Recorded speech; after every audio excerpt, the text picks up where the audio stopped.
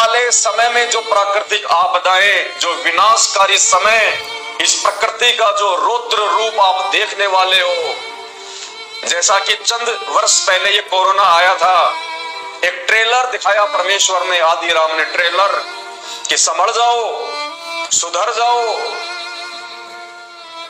भगत बन जाओ, सदाचारी बन जाओ, ये मांस, मदिरा, नशा, व्यभिचार, इनको त्याग दो, सदाचारी जीवन जियो, वरना आने वाले समय में जो प्रकृति का रौद्र रूप तुम देखोगे, तुम्हारी रूह कांप जाएगी। और उस समय पूरे विश्व में त्राही त्राही मचेगी। और संत रामपाल जी ने अपनी पुस्तक ज्ञान गंगा में, जहां पेज नंबर 187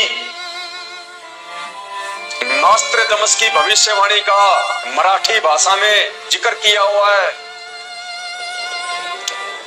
उस नास्ट्रेडमस की भविष्यवाणी का जिक्र करते समय ज्ञान गंगा पुस्तक पेज नंबर 187 संत रामपाल जी ने युग परिवर्तन का समय लिखा हुआ है कि महायुग परिवर्तन का समय सन 1905 से लेके 2028 तक है, 2028 तक। और ये उस महायुग परिवर्तन का अंतिम समय निकट आ चुका है। ये 2023 चल रही है, आधी जा चुकी है। 24, 25, 26, 27, 28 5 वर्ष, ये आगामी 5 वर्ष इस दुनिया के लिए खून के आंसू रुलाने वाले होंगे। खून के आंसू रुलाने वाले उन लोगों के लिए जो लोग समय रहते संत रामपाल जी के ज्ञान को समझ के उनकी शरण में नहीं आते हैं। और उसके बाद जब पूरी दुनिया में त्राही त्राही मचेगी, ये तो बाबा वेंगा और नास्ट्रेडमस की भविष्यवाणी से भी सर्वसिद्ध हो चुका है। और इन सबसे ऊपर की भविष्यवाणी जो संत रामपाल जी ने अपनी पुस्तक ज्ञान गंगा में लिख दी है, उसको तो धरती का कोई प्राणी काट ही नहीं सकता। संत रामपाल जी के मुख से और उनके हाथ से लिखे गए वचन को 21 ब्रह्मांड में कोई फैल नहीं कर सकता। कहते 7 वचन पलटे नहीं, चाहे पलट जाए ब्रह्मांड। सूरज पूर्व के बजाय पश्चिम से उदय हो सकता है, लेकिन संत रामपाल जी के मुख से बोले गए वचन फैल नहीं हो सकते। तो इन आने वाले 4-5 वर्षों में ये प्रकृति इंसान को जो अपना रौद्र रूप दिखाएगी, प्रकृति कौन? ये दुर्गा और ये काल जो 21 ब्रह्मांड का संचालन करते हैं, ये जो रौद्र रूप दिखाएंगे यहाँ पे, जो महामारियां आएंगी जिनके विषय में भविष्यवाणियां हो चुकी हैं कि डॉक्टर भी हॉस्पिटल छोड़ छोड़ के भाग जाएंगे, चलते चलते लोग रोडों पे गिर गिर के मरेंगे, डॉक्टर छोड़ के हॉस्पिटल भाग जाएंगे कि ये क्या बीमारी आ गई। ऐसी ऐसी महामारियां, ऊपर से प्राकृतिक उथल पुथल, कहीं भीषण बरसात हो रही है तो कहीं कोई साइक्लोन आ रहा है, जैसे अभी बिपरजॉय आया। क्यों खाली करना पड़ गया आधा गुजरात, राजस्थान तक उसने तबाही मचा दी।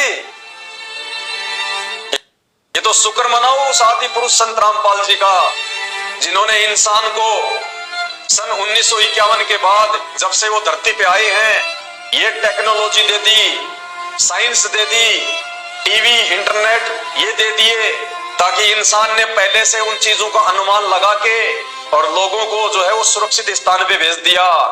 वरना गुजरात में जो बिपरजॉय आया था, इससे कितने लोग मरने थे, लाखों की संख्या में, कितनी जो है वो तबाही होनी थी। शुक्र मनाओ परमेश्वर का, जिन्होंने इंसान को पिछले 50 वर्षों में ये साइंस दी है, ये टेक्नोलॉजी दी है।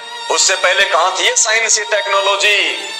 भगवान श्री राम और श्री कृष्ण आजीवन गर्मियों में गर्मी मरते रहे, सर्दियों में सर्दी मरते रहे, गर्मियों में एसी नहीं बना पाए, सर्दियों में हीटर नहीं बना पाए, चलने और आने जाने के लिए ढंग की कोई गाड़ी नहीं बना पाए, डामर की रोड नहीं बना पाए, घोड़े जोड़ के चलते थे, क्या उनको आवश्यकता नहीं थी? क्या आज के इंसान में ज्यादा बुद्धि है?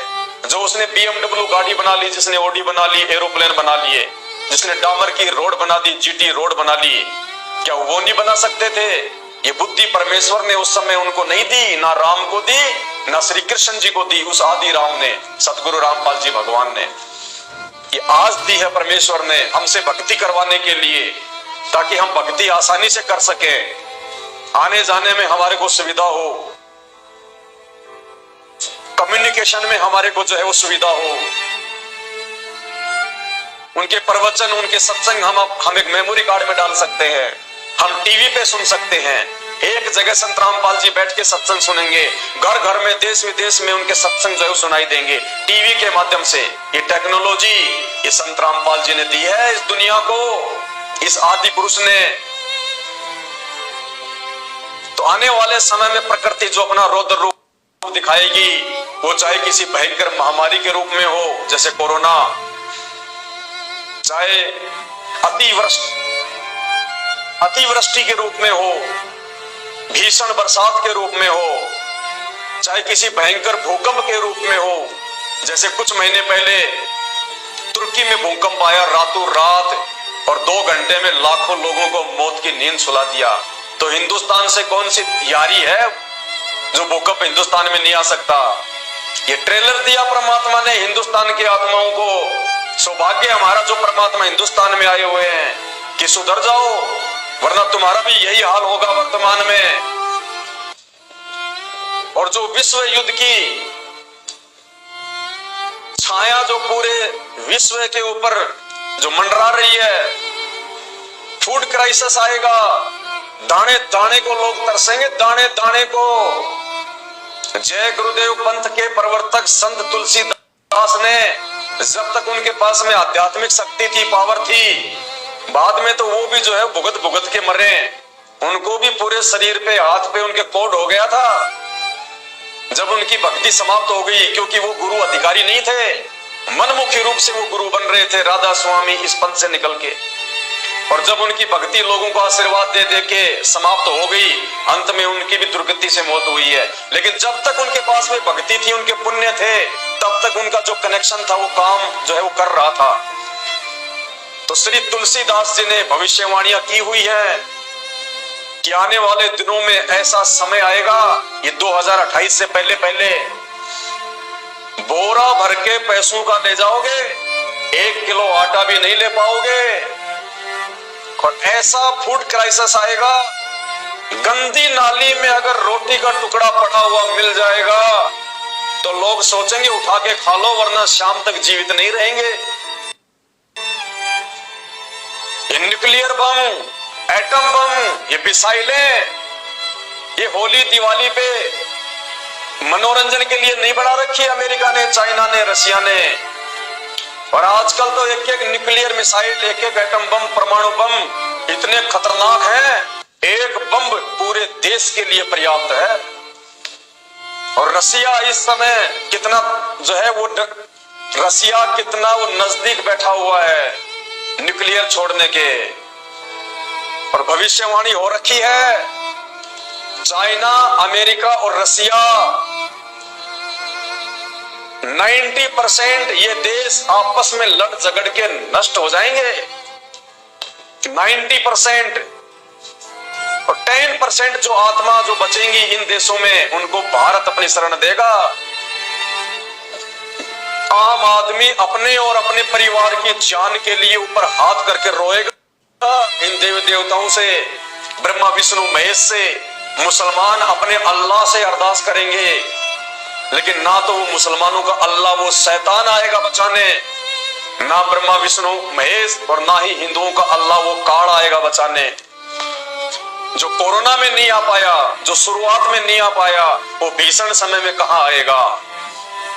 उस समय जब ये देश के राजनेता भी अपनी जान के लिए दर दर की ठोकरें खाते फिरेंगे, उस समय ये संत रामपाल जी पूरी दुनिया में एकमात्र बचाव का साधन दिखाई देंगे।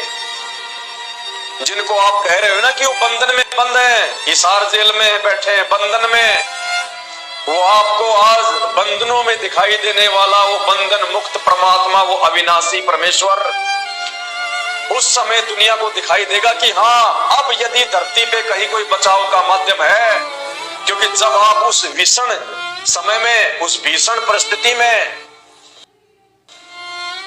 डरावने समय में जब आप संत रामपाल जी के भक्तों को देखेंगे कि ये कौन सी मिट्टी के बने हुए हैं, ना इन पे कोई मिसाइल काम कर रही, ना इनके मकानों पे कोई एटम बम काम कर रहा, और इस भयंकर फूड क्राइसिस के समय में जहां हम लोग दाने दाने के लिए रो रहे, तरस रहे हैं, और ये खुद भी खा रहे हैं, लोगों को भी खिचड़ी चावल बना बना के खिला रहे हैं, इनके घर में कहां से आ रहा है? तो संत रामपाल जी ने अपने प्रवचनों में अपने भक्तों को आशीर्वाद दे रखा है कि जो मेरे इन नियमों में रह के आजीवन मेरी भक्ति करेगा, आने वाले समय में अगर तुम्हारे घर में एक दाना भी अगर होगा, एक दाना गेहूं का, सुबह वो पीपा, वो मटका, वो गेहूं से भरा हुआ मिलेगा, भरा हुआ। ये वो समर्थ परमात्मा है। सतगुरु जो चाहे सो कर दे, भरम पड़ो मत कोई, और सेव धड़ पर शीश चढ़ाया, पीछे करी रसोई। ये वो समर्थ परमेश्वर है। दुनिया देखेगी फिर इनके भक्तों के आधार से कि तुम्हारा गुरु कौन है, तुमने भक्ति किसकी की है, तुम्हारे ऊपर किस महापुरुष का हाथ है। तब इस दुनिया को पता चलेगा जब इनके आज ही ये तथा कथित धर्म गुरु और ये 33 करोड़ देवी देवता ब्रह्मा विष्णु महेश दुर्गा और काल भी ऊपर हाथ खड़े कर लेंगे कि यजमानो अब हमारे बस की बात नहीं है, अब बात हमारे हाथ से निकल चुकी है। ये जितने भी धर्म गुरु हैं ये सब छोड़ छाड़ के आश्रम भाग जाएंगे, बंकरों में छुप जाएंगे ये नेता लोग। वो समय आएगा आने वाले समय में, इन 5 वर्षों में, ये मैं अपनी तरफ से नहीं बोल रहा, ये भविष्य वक्ताओं की भविष्यवाणियां हैं जो आए दिन ये टीवी चैनल वाले अपने चैनलों पे चलाते रहते हैं। दुनिया भर के यूट्यूबर अपने यूट्यूब पे वीडियो के माध्यम से तुम्हें जागरूक जो है वो करते रहते हैं। उस समय एक संत रामपाल जी का नाम निकल के आएगा इस दुनिया में कि अगर इस पूरे विश्व को कोई बचा सकता है और भारत को यदि कोई बचा सकता है, भारतवासियों को यदि कोई बचा सकता है, तो केवल एक परम शक्ति है जिसके ऊपर ना दुनिया का कोई एटम बम काम करता, ना कोई न्यूक्लियर बम काम करता, ना कोई मिसाइल काम करती, सब निष्क्रिय। और ये वो समर्थ शक्ति है, ये वो समर्थ भगवान है, वो परमात्मा है, वो आदि अनादि पुरुष है जो अपने हाथ अगर यूं कर दे सूरज रुक जाएगा वहीं पे सूरज, और वो प्रतीक्षा करेगा कि हे प्रभु जब आप आदेश देंगे तब आगे बढ़ूंगा।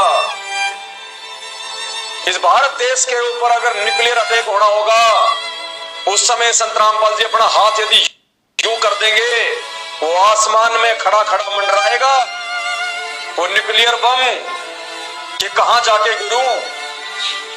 अरे बिपरजॉय क्या, बिपरजॉय का बाप भी अगर आ जाए, सातों समुद्र भी अगर एक साथ अगर उठ के अगर भारत देश की तरफ यदि तबाही मचाने की सोचें और संत रामपाल जी यदि अपने हाथ से यूं कर देंगे, वो समुद्र वहीं का वहीं अपने लहरों समेत ऐसे जाम हो जाएगा जैसे पानी से जो है वो बर्फ बन जाती है।